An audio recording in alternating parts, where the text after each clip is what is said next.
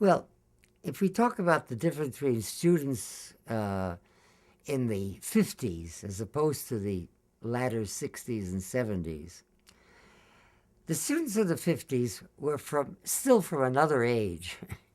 It was an age when students respected their professors and what they were being taught and didn't question it. They were given examinations and they dutifully wrote these exams. They were given projects to do and they dutifully did them. And they didn't argue with the professors. One or two did. And I have to admit, I loved those students. I loved the ones who argued with me because it stimulated me. And sometimes I'd burst out laughing because their questions were so to the point, and I agreed with them. So it was, it really, I must say, I was, in my own mind, set up for the revolution of the 60s and 70s, when the students went all the way and didn't just question what they called the establishment, what the establishment doing, but they felt that the establishment had to be overthrown. Now, of course, I was part of the establishment, but I loved being in that role, and I loved the idea that they were rebelling against habits and traditions that were stupid. They were from another age. They were still left over from the Victorian age, you might say. So when I began to see the hippies hanging out on 4th Avenue, that was my first introduction. I used to love to walk along 4th Avenue and see them and watch them and just get a kick out of the way they were dressed and the fact that they were hanging out and doing their thing. It pleased me. Well, that pleasing became more difficult toward the end of the 60s because there was a world revolution among students, especially in 68, when in Europe they were really violent, and then in Paris they were turning cars over and burning cars in the boulevards and being attacked by the police and so on. But it very quickly went all around the world, and you had the Jerry Rubins and then the other guys who came to UBC, and there was this rebellion which said, we don't want to hear what you professors are telling us. We want to tell you what we think we should be doing. And with a combination of people like myself who really wanted to hear from them, and some of my colleagues who simply were scared to death, the students really created a tremendous revolution. One example, one of the leaders at UBC, who is now an important person, by the way, so many of these rebels became part of the establishment. Jerry Rubin put on a 3-piece suit and was working on Wall Street, and so many of these other people. So it's not a surprise. That happened after the French Revolution, too.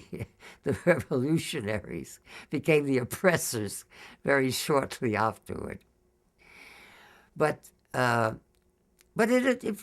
had its good effect. With this one example, a good friend of mine said that she wanted to bring one of the rebel leaders to my class to talk to my course in history of architecture.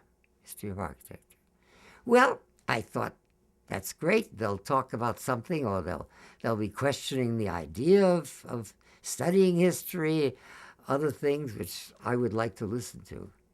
Well, what this leader did, he came with a couple of other of his friends, and they sat down at the desk and didn't speak at all. They didn't speak to the students. They just talked to themselves. That was their expression of rebellion. That was painful to me. And I still resent it. That because that was condescension. They were condescending not just to me, but to their fellow students. So you see, what I liked about the revolution did turn into something that I considered ugly. But nevertheless, when the revolution dissipated and the students gradually became more professionally oriented and began to think of their degrees as something that they've paid for, like a commodity, and that I've paid for this, so I've got to get a degree. And as long as I do my work, you have to give me a degree, which is, I've been reading about, is nothing that just happened at UBC. And I don't know how extensive it has been at UBC, but I've heard that it's been happening in other universities, that students look to it. So it's a pendulum that swings from an interesting rebellion to a disappointing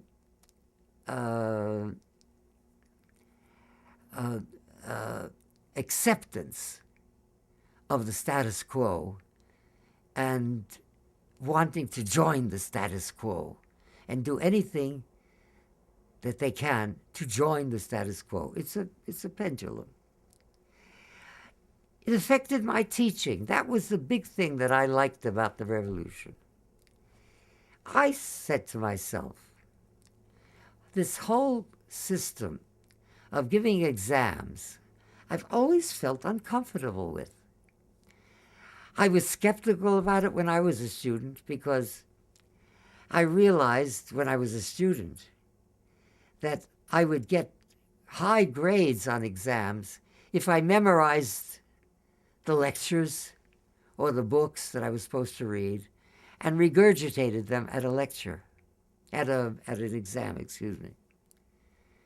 And I thought that was wrong. And then when I had to create exams, it was so painful because I said, what can I ask all the students the same question that will tell me what one knows about the subject, which may be interesting, but he doesn't know about, or he or she doesn't know about something else, and another student knows about something else but doesn't know about that other thing. And I saw that a 3-hour exam was ridiculous. So I changed, at least in one of my courses, that is my history of architecture courses. Instead of giving them an exam, I based their grades on two things. One, in midterm, I asked them to make a model of some important classical structure, sometimes classical furniture, in the history of architecture and design, or some interesting building, or some design that wasn't built, and to create a model of this thing, because I knew that if they have to do this, they would have to go to the books. They would have to study it very intensively. They would have to know what they were doing. They couldn't just make it up, and they couldn't do it haphazardly or lackadaisically. That was one thing.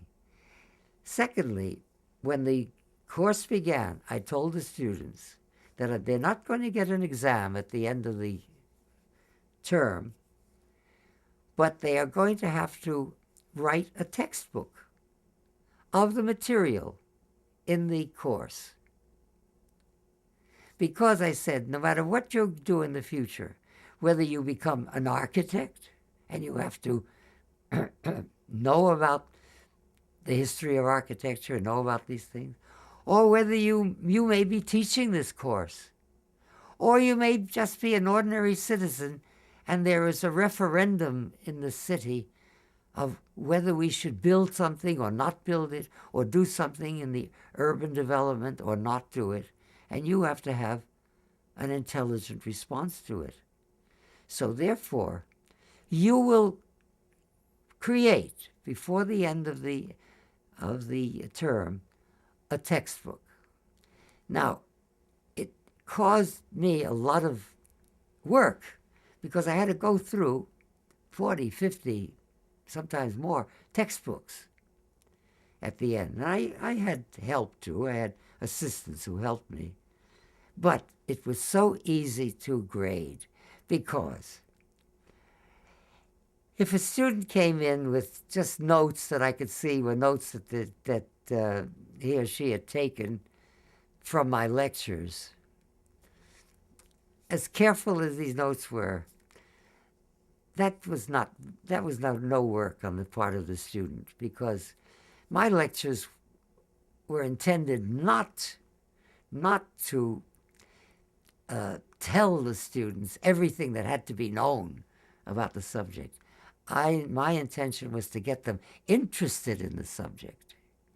So that's why I made my lectures. They were like a production, as with music of the times, and I talk about the social matters of the times, the art of the times, the politics of the times, and gradually lead into the architecture, so that the architecture seemed like an obvious reflection of the times. That's it. But to know the details, or to be interested in details, they had to go to the books. And rather than I reading up on some books and telling them, read half of chapter 1 and read page 10 to 13 on chapter 7, or so, whatever it is, they did it on their own. They went to the library and got drawn in a way they were following their noses, the same kind of thing that I always did when I did research. I look at a book and say, oh, an interesting title. I open it. Is it interesting? Oh, here's an interesting chapter. And I read it. That leads me on to something else. So the students who got an A+ brought me a book full of interesting magazine articles, critiques, histories that even I wasn't able to collect for my own information. They were teaching me. So naturally, they got the best. So between the best ones, who brought me all kinds of new material, and I saw that they had really done research, and those who had done no research and simply regurgitated my words, it was easy to put grades between them. So it affected me. And there were of the times. I remember when Jerry Rubin came to UBC and rallied up the students and got them all interested. And then he said to them, where is a place that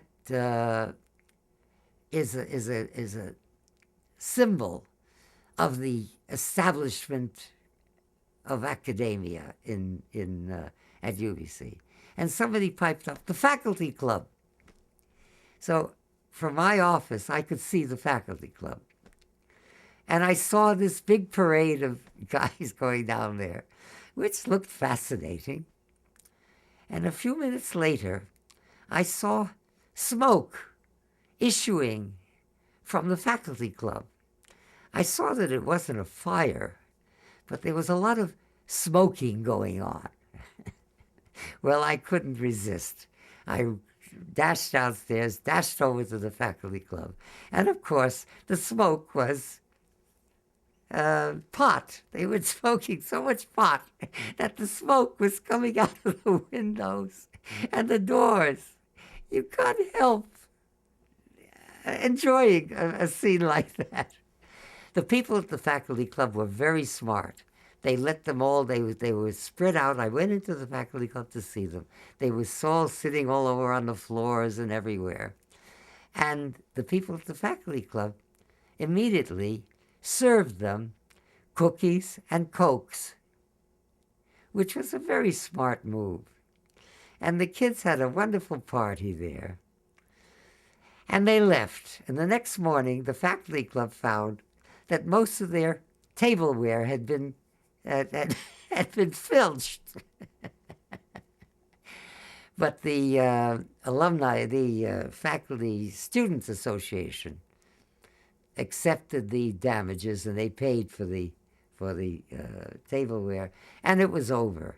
And then things settled down, and the hippies and the rebels all became ultimately part of the establishment. Now that's a little longer than you expected, but it's for your sake that you'll edit out whatever you want to edit out. For me, the students that I knew in the 50s were typically obedient. They accepted the fact that academia knew what it was doing, and in order to get anywhere, they had to respond positively and directly. So they did not rebel against exams. They did not rebel against what the professor said. They were good, obedient children. Now that sounds really condescending. Do you think any of them became good architects and were good students, though? Because you're always comparing it against the mirror of the 60s. Well, I was condescending because the ones in the 50s, and there were very few of them, who did rebel, and I loved their rebellion then, I told you before, became important architects. Not too many of the others did, the obedient ones.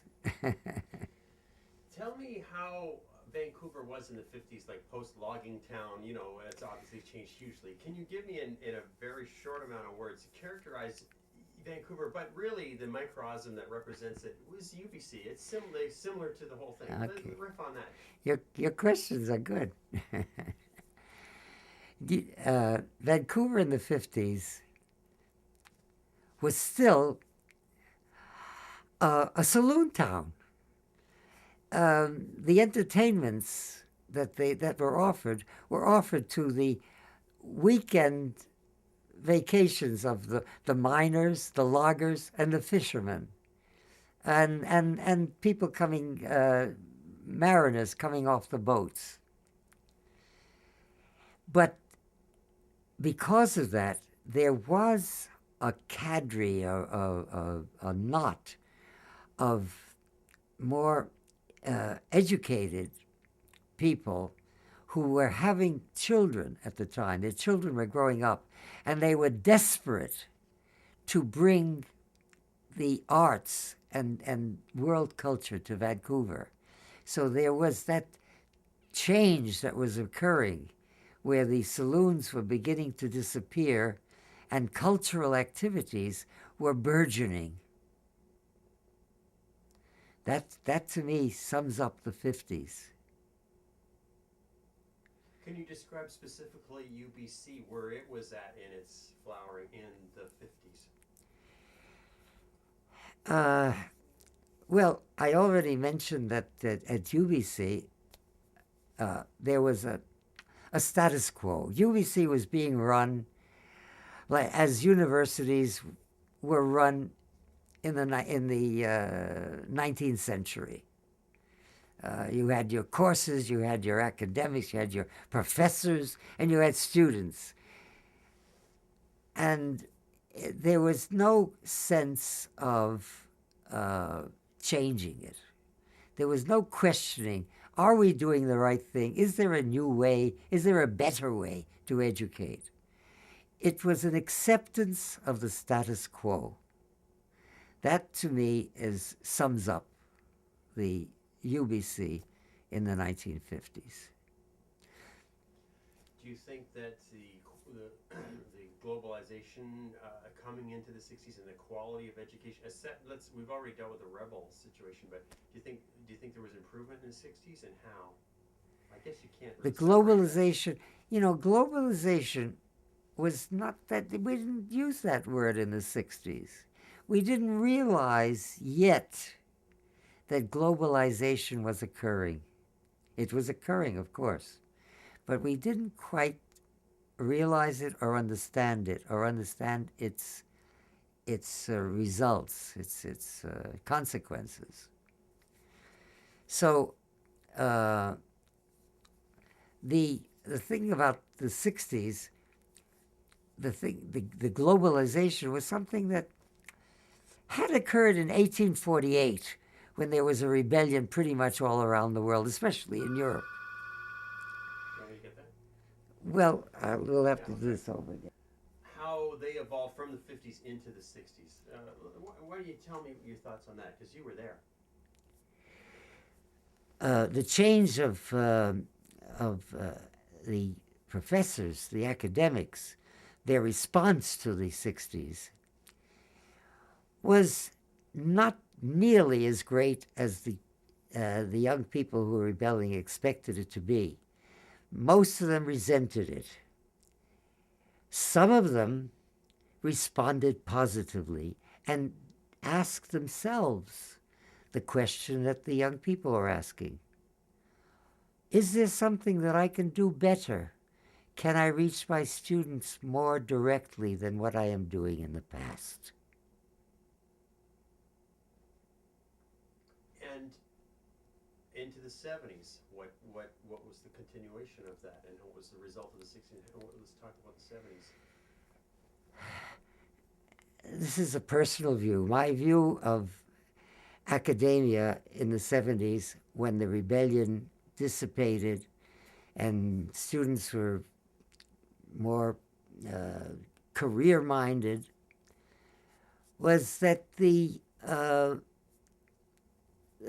professors responded to the students, the students' demand that they be given the materials to follow a career. They responded to it, and in a way, perhaps went back a little bit. It's never quite the same to the 50s, where what the students wanted for their careers, the academics were determined to supply them with.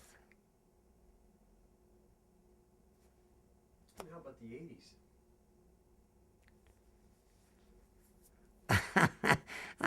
The 80s, well, you left in, what was it, 83? I left in 85. 85. 85? 80, I don't remember anymore. 85, I think it was.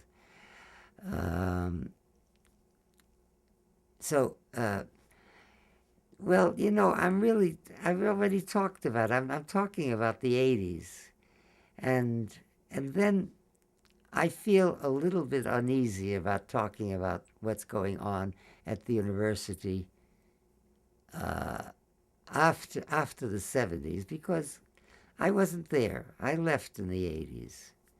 And what I observe is something really from a distance.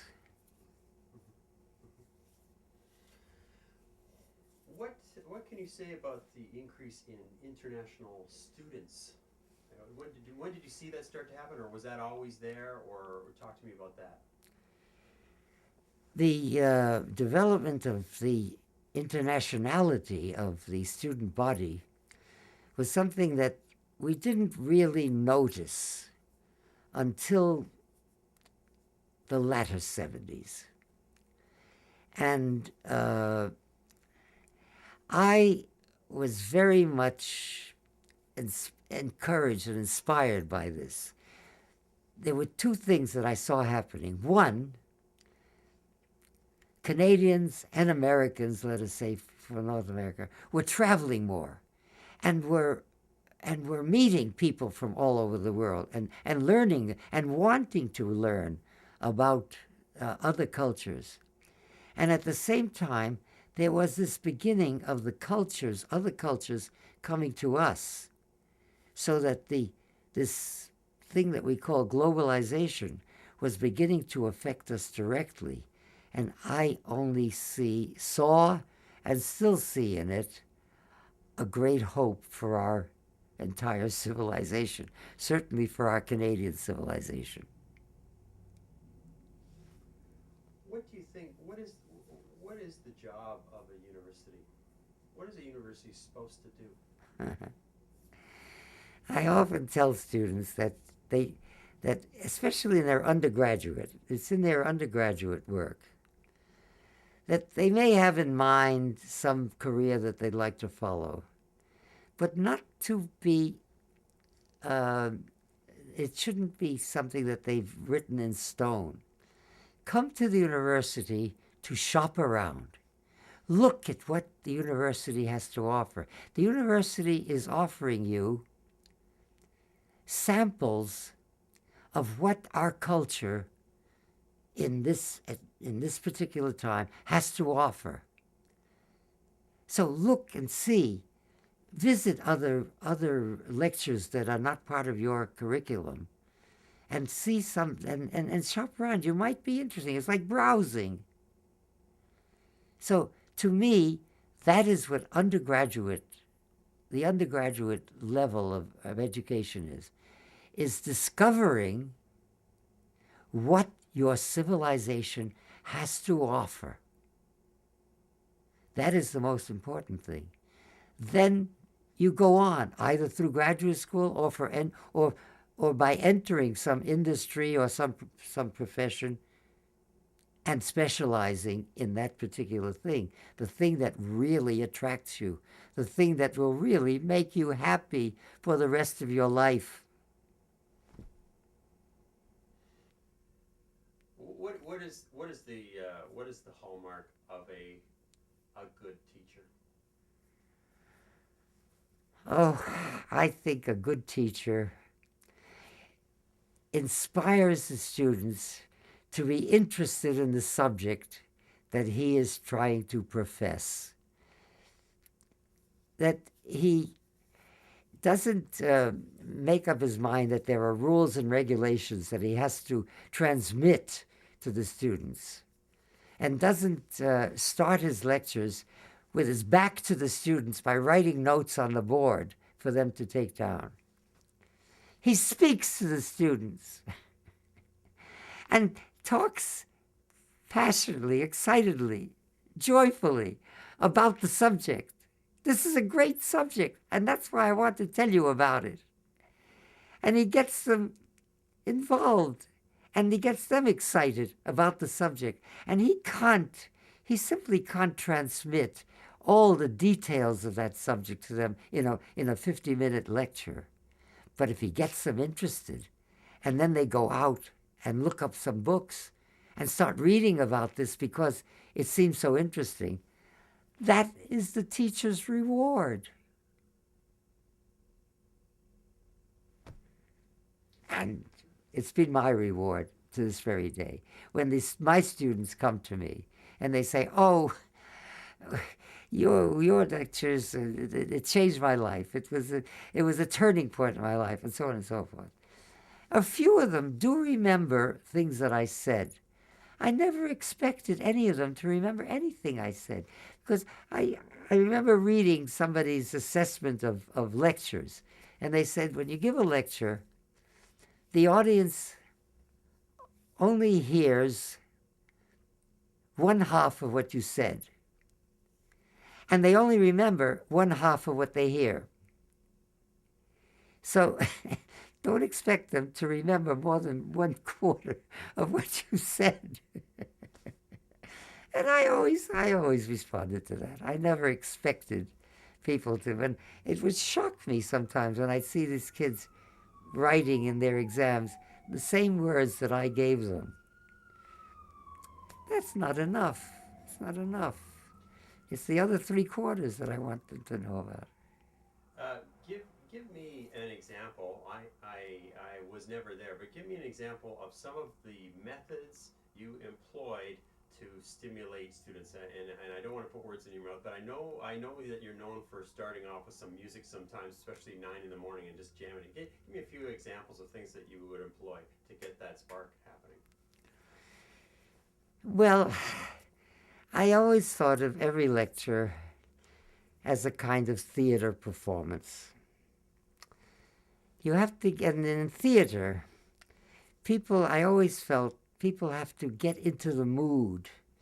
They get into the mood by reading about it. It's coming, this play is coming, or this concert is coming, and so on. And then they decide to buy a ticket, and that adds more excitement to it.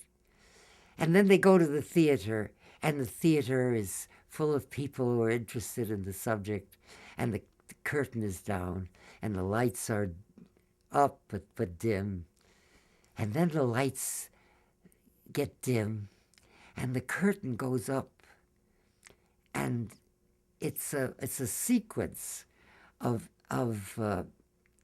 stimulation, so that when the actual play starts, they really are ready for it. They're set. They call it a set in psychology. They're set for it. So I never had the lights very, very high when they walked in. I had music of the period that I was talking about, but soft. So, and it was early in the morning. They'd come in. There was a kind of relaxation, a kind of sense of something nice was happening. And then I would start by talking about the period, about the customs of the times, and then go into the perhaps even the politics of the times, and then go into perhaps the art of the times, including the literature. Very short. It was only a few minutes, but it got them interested in the times that I was talking about. So that by the time I got to talk about the architecture, which was the main part, the architecture seemed obviously an expression of those times. And I spoke also in a light way. I didn't bother them with the names of the architects. I might mention it, but I didn't write the name of the architect out on the board, or write the dates down, or even ask them to remember the dates. They know the dates. I'm talking about a period. I mentioned the period I'm talking about. And so they're interested in what was happening. And when I finish, the music comes on again. And they exit to the music. In other words, it was an experience of the time, rather than somebody droning on with details and dates and names and places about what happened at the times. And this building was built then, and that was done this, and that was done that. And I used to talk to them about the criticism that people of the times made, the things that they liked and the things that they didn't like about what was happening at the times. Anyway, that sums it up. You're asking if UBC gave them as good an architectural education as some of these other places. My answer would be yes. Is that enough? Talk about a soundbite. The answer is yes. Even when the school was started, with the kind of rigidity that I talked about earlier, that was typical of all the faculties at the university, under Fred Lasserre, his curriculum was influenced by the Bauhaus and by his experience in England in an architectural group that was bringing Bauhaus ideas to England. The curriculum that he had when I started to teach, well, he started in 46 and I was there in 49, so he'd already been there for 13 years. But it didn't seem very different to me from the curriculum that I had at Harvard or that would have been at Stanford, as you say, or at MIT or University of Chicago. It was very similar.